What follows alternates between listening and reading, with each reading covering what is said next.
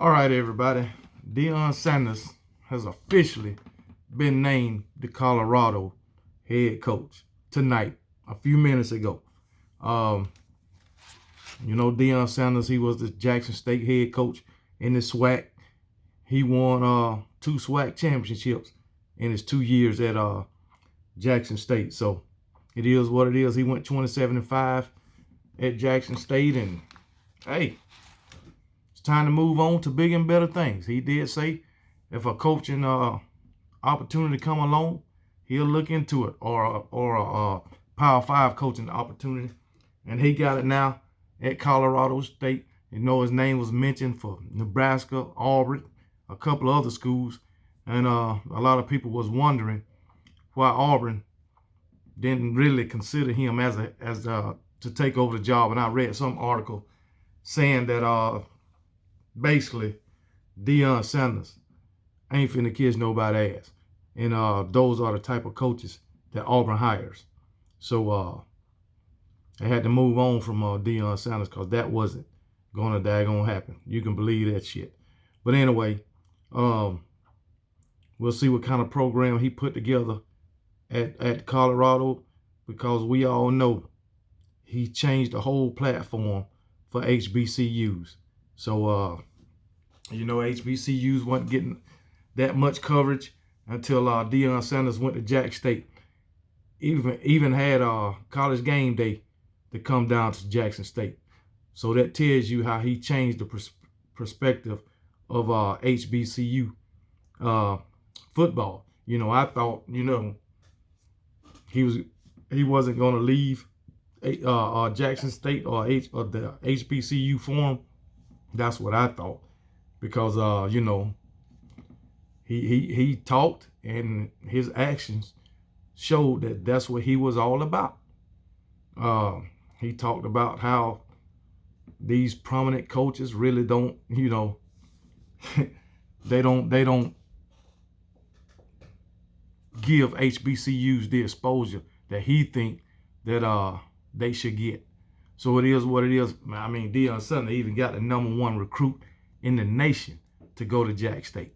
So, and I'm wondering, since he's leaving, will a lot of those guys, probably go with him, or go to the transfer portal to go to these bigger schools, So I think maybe his sons will go with him. I can't think of his name right now. That #1 recruit that he got to come to Jack State, he might go with him. So Colorado just might have some big things coming in the near future. Of course, with these Power Five schools, it's going to take time. I don't care who you is. It's going to take time to build a program. Plain and daggone simple. Can he get it done within 2 or 3 years? Yes, he can. But I don't think he'll get it done in his first year. I really don't. Even though it's Dion. You got to recruit. And I'm sure he may take some of his staff with him, because he did mention that these Power 5 schools don't want to give these HBCU coaches and assistants opportunity. So I'm sure he's going to take some of those guys with him so they can get the opportunity.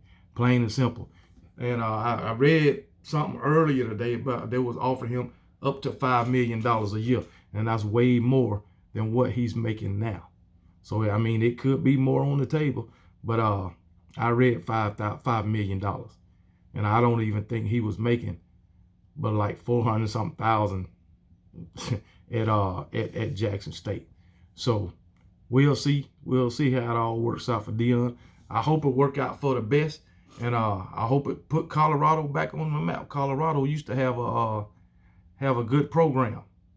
So with Dion and his staff, and I'm quite sure Dion probably gets some of those guys, that he played with in the NFL to help him out. I'm almost sure of it, man, because he played with some great players. So NFL players, and what kind of coaches they'll be, that remains to be seen. But I'm quite sure he's going to take some of those guys from Jackson State, and he's going to get some of those guys he used to play with. And I'm pretty sure the way Dion is, he will have full control of that program. Which that's how it should be anyway. Just like the great one, Nick Saban, got full control. I think Dion will have full control. And I think Dion will wind up being a good coach. I mean, he's relatively young right now. He's only 55.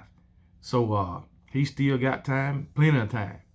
So, but we'll see how it all works out for Colorado and Dion Sanders. But I think this is a great move for Colorado.